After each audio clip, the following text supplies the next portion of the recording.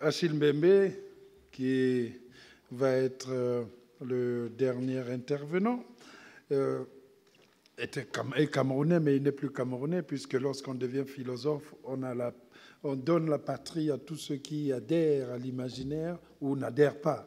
Depuis son ouvrage intitulé « De la post-colonie », traduit ici en France en 2000, et publié en France en 2000 aux éditions Cartala. La nouvelle édition a été augmentée en 2005. Achille Mbembe s'est affirmé désormais comme un des penseurs les plus féconds et les plus talentueux dans les domaines qui relèvent de l'histoire, de la sociologie et de la philosophie politique. Il n'a donc cessé de questionner la nature des rapports de l'Occident avec l'Afrique, traversée par ce qu'il appelle une culture de la violence. Et son dernier livre, l'écho s'est fait de plus en plus, intitulé « Politique de l'inimitié », vient de paraître chez La Découverte. C'est avec plaisir aussi que j'ai accepté l'invitation qu'il m'a faite ce samedi 7 mai d'aller le présenter avec lui le 7 mai là, au musée d'Aper à partir de 14h30. C'est donc non seulement avec joie que je le reçois, parce que ce n'est pas toujours facile de mettre la main sur Achille Mbembe, à tel point que je reçois plus de coups de fil, non pas pour me demander je viens, mais pour me dire mais comment tu as fait pour l'avoir. Donc voilà. Eh bien, on a tout fait pour l'avoir. J'ai des techniques, voilà, j'ai pu l'avoir ici, qu'il viendra maintenant nous parler de ces sujets très intéressants sur l'afropolitanisme et l'afrofuturisme. On a entendu les afrodescendants, les afro... Maintenant, on va écouter le théoricien qui va certainement nous en apprendre des choses. Après, je vous ferai une petite surprise de 3 minutes après qu'il aura parlé. Et puis, puisque le temps passait trop, eh bien, c'est l'animateur qui diminuera sa conclusion. Ah bon? Oh, mais non, faites pas semblant pour me faire plaisir. Mesdames et messieurs, mon grand ami et grand professeur, Achille Mbembe. Bon, alors, puisque Alain a des problèmes avec des termes comme afropolitanisme, afrofuturisme et ainsi de suite, je crois que le prochain livre portera plutôt sur Petit Piment.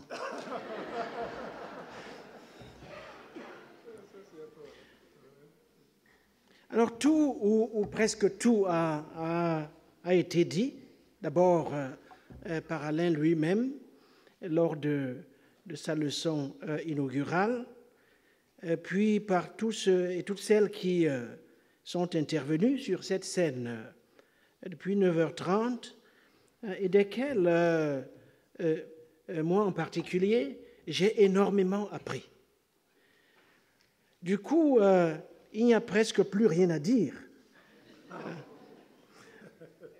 Mais puisqu'il faut tout de même dire quelque chose, je vais me contenter de quelques miettes, de quelques restes et de quelques fragments. Je dirais pour commencer qu'il y a des signes qui ne trompent guère. Des signes avant-coureurs qui indiquent clairement que quelque chose se prépare, même si ce quelque chose n'a pas encore de nom. Souleymane, qui est assis au premier rang ici, et moi-même étions ici au mois de janvier à l'invitation du ministre des Affaires étrangères d'alors, M. Fabius, à l'occasion de la Nuit des idées. Plus de 15 000 personnes avaient alors défilé au Quai d'Orsay. Peu après, Alain a donné sa leçon inaugurale ici même, dans cette vieille institution qu'il a occupée, comme vous l'avez tous vu, sans complexe, élégamment, mais surtout à la manière d'un ouragan. Et pour ceux d'entre nous qui nous intéressons au devenir de cette institution, il n'est pas exagéré d'affirmer qu'il y aura désormais un avant et un après Mabankou, ce qui n'en fait cependant pas encore l'équivalent du Christ.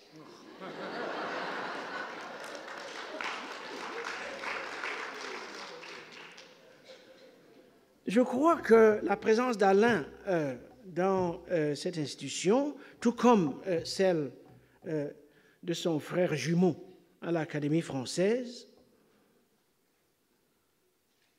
montre que nous vivons un moment intellectuel à la fois sombre, mais en même temps plein d'espérance.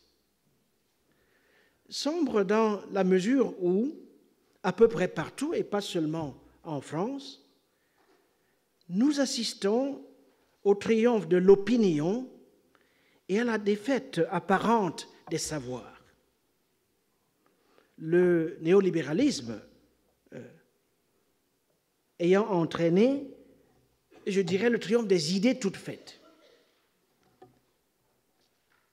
La pensée complexe est en passe de s'effondrer sur fond de risque d'une droitisation radicale du monde et sur fond d'hystérisation des identités, ce qui me fait dire qu'on est à la veille d'un processus historique puissamment réactionnaire, caractérisé par un désir inconscient de fascisme, voire d'apartheid, ou encore les deux.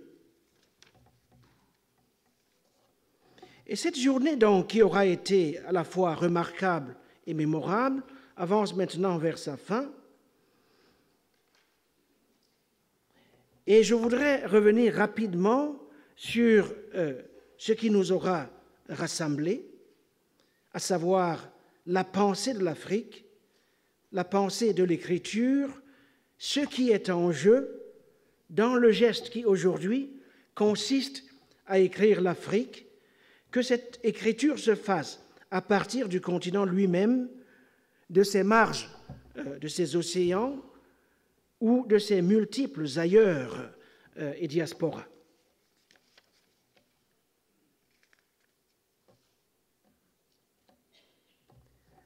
Or, cette question n'est pas neuve. La question de savoir qu'est-ce qui est en jeu dans le geste qui consiste à penser et à écrire l'Afrique. Elle n'est pas neuve et je voudrais indiquer, disons, 4 types de réponses à cette question qui nous habitent au demeurant depuis au moins le XIXe siècle. Nous avons, quand je dis nous, je m'inscris dans cette longue lignée, nous avons écrit et pensé l'Afrique, premièrement, dans le but de rétablir un nom. L'Afrique ayant été revêtue d'un masque, l'Afrique ayant été perçue comme une entité fourre-tout, vaseuse et sans poids ni relief historique, au sujet de laquelle n'importe qui peut à peu près dire n'importe quoi sans que cela prête à aucune conséquence. Et donc, il fallait réhabiliter le nom. Nous avons pensé et écrit l'Afrique dans le but, deuxièmement, de ramener à la vie ce qui avait été abandonné aux puissances de la négation, de la défiguration et du travestissement. Troisièmement, nous avons écrit et pensé l'Afrique dans le but de réouvrir l'accès au gisement du futur.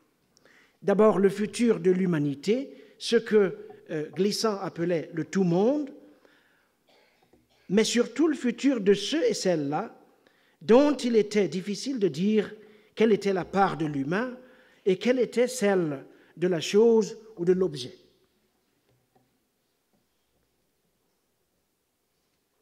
Nous avons, quatrièmement, pensé et écrit l'Afrique dans le but de contribuer, comme le signalait Lydie ce matin, de contribuer à l'avènement d'un monde habitable. Il me semble que telles sont les raisons pour lesquelles une grande part de notre écriture peut être caractérisée comme une écriture de la transfiguration, qui oscille entre le vertigineux, la dissolution et l'éparpillement. Cette écriture, la transfiguration, est typique du roman. Je pense en particulier à quelqu'un comme Tutuola, Wologwem, Sonila Butansi, que l'on a cité ce matin, qu'il s'agisse de la philosophie, Souleymane il est là, et Boussi Boulaga, qu'il s'agisse de la poésie, Senghor, Césaire, ou qu'il s'agisse des arts plastiques, de la musique, du théâtre dont nous parlait Dieudonné ce matin, de la danse ou même de la para. Donc voilà pour l'écriture. Mais qu'en est-il de l'Afrique elle-même? L'Afrique est née au monde moderne, je dirais, sous le signe de la circulation. L'Afrique est présente aux fonds baptismaux du Nouveau Monde. Et en fait, c'est du Nouveau Monde que nous vient l'idée moderne de l'Afrique. C'est en cela que notre rapport aux Amériques ou aux Caraïbes est fort différent de notre rapport à l'Europe. Car il n'y a pas d'Amérique sans une part de chair africaine. Les Amériques sont faites de notre chair et de notre verbe.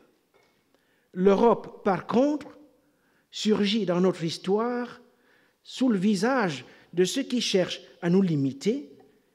Nous sommes sa frontière, son extérieur, du moins à ses yeux. Nous sommes perçus comme une greffe. L'Europe estime que nous ne faisons pas partie de ses géniteurs. Or, on ne peut pas en dire autant des Amériques. Nous sommes des cogéniteurs des Amériques. L'Afrique qui naît au début du XIXe siècle dans l'imagination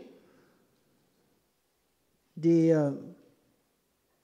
esclaves et leurs descendants est évidemment une entité géographique, un lieu physique, mais elle a aussi et surtout une idée, I majuscule.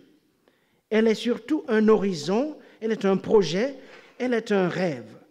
Le rêve d'un lieu de la planète où être noir ne serait plus un handicap ou un problème. Un lieu où les gens d'origine africaine ou les descendants d'Africains n'auraient plus à se justifier, qui ils sont, pourquoi ils sont là, pourquoi sont-ils ce qu'ils sont, un lieu où leur droit à l'existence ne serait pas remis en cause, un lieu où ils ne subiraient plus le harcèlement au quotidien. À partir du XIXe siècle, l'Afrique est donc un concept politique, un certain imaginaire de la transnationalité, de la citoyenneté de la nationalité en tant que fait par définition transnationaux. Et cette idée d'une Afrique en tant que le lieu d'une entité dénationalisée, le lieu d'habitation d'un peuple transnational, est au fond une idée précoloniale. Dans la mesure où, avant la colonisation, notre conception des territoires et des espaces est mobile, nous sommes peut-être les seuls, avec les nomades d'Asie, les seuls à avoir inventé des empires caravaniers ou à avoir développé le commerce à longue distance. Et donc, je pense que pour le temps qui vient, il nous faut récupérer cette idée de la transnationalité et de la circulation.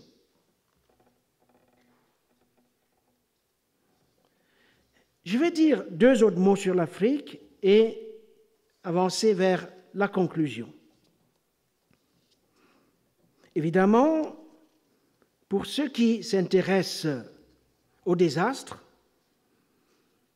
à la dictature, nous sommes un énorme laboratoire. Des satrapies qui n'en finissent plus. Le gouvernement,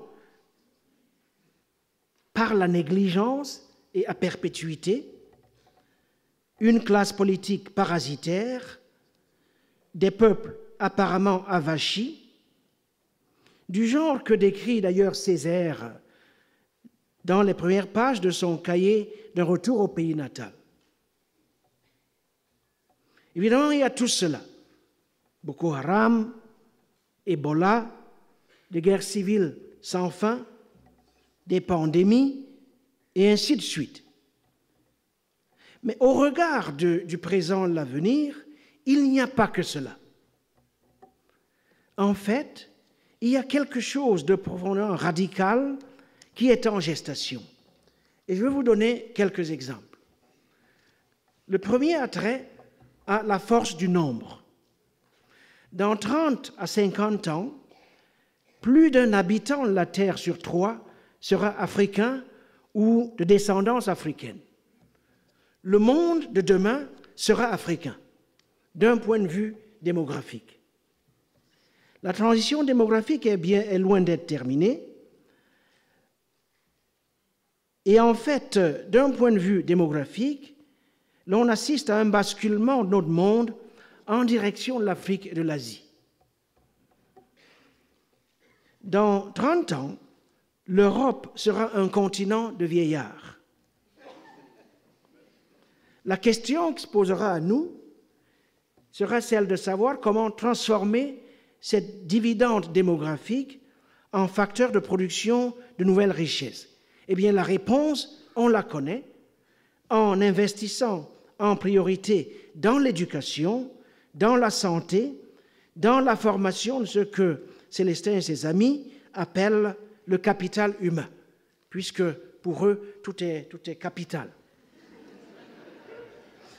En investissant évidemment aussi dans l'eau, dans l'énergie, en investissant massivement dans les infrastructures, les ports, les chemins de fer, les autoroutes régionales, l'objectif étant de transformer le continent en un vaste espace de circulation.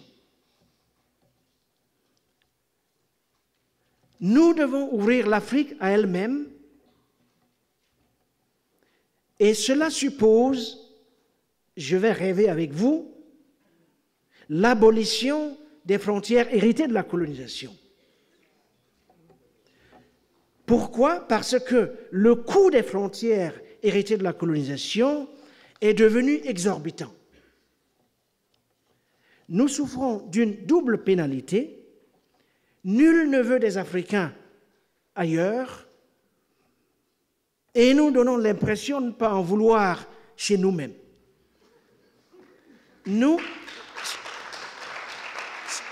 Cela ne peut pas continuer. Cela ne peut tout simplement pas continuer. Nous disposons de l'un des continents les plus massifs au monde. Si vous prenez l'avion à Dakar le matin à 8 heures, vous arriverez au Cap après un vol d'à peu près une journée. 12 heures de temps, non-stop. Et donc il n'y a aucune raison objective pour que la Méditerranée se transforme, Françoise évoquait les océans, en nouveau cimetière, en cimetière du XXIe siècle pour les Africains.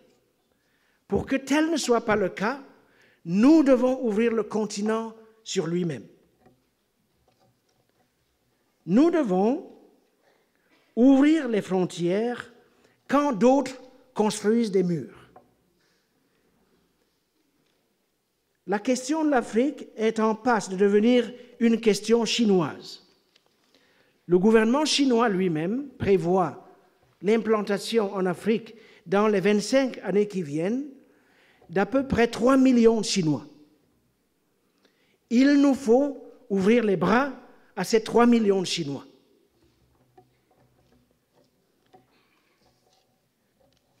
Il nous faut observer de très près les recompositions spatiales et urbaines qui ont cours et qui s'accompagnent de l'émergence de grands corridors métropolitains qui, à s'y méprendre, fonctionnent de plus en plus sur le modèle de véritables cités-États. Je pense par exemple au gros couloir métropolitain qui relie Lagos à Accra et à Lomé. Je pense également à Johannesburg, à Kinshasa ou aux grandes conglomérations urbaines telles que Luanda.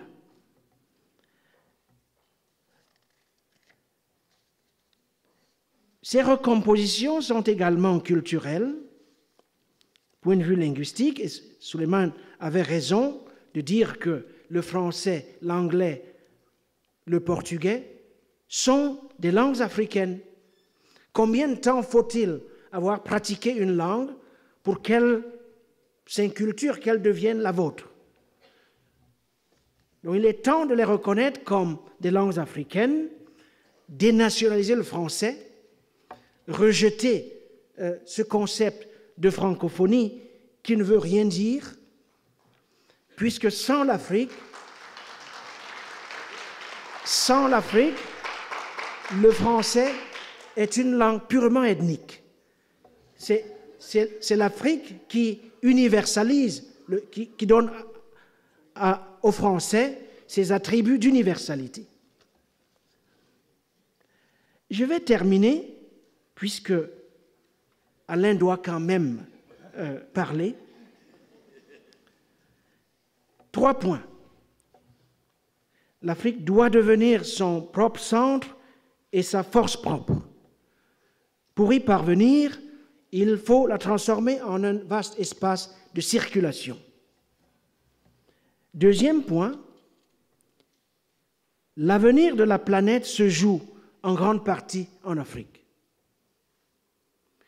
Il y a, je le suggère, une planétarisation de la question africaine à laquelle il nous faut faire attention, il faut prêter attention. 3e point, et ceci à l'adresse des minorités, puisque l'on en a parlé abondamment cet après-midi, dans une large mesure, tant que l'Afrique n'est pas debout, sa force propre, la situation des minorités d'ascendance africaine dans le monde ne s'améliorera point.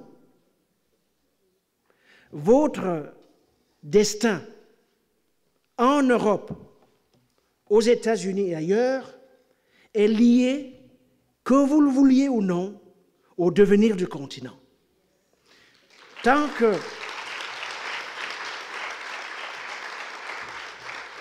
le continent est à genoux, votre humanité pleine et entière sera toujours remise en question où que vous soyez.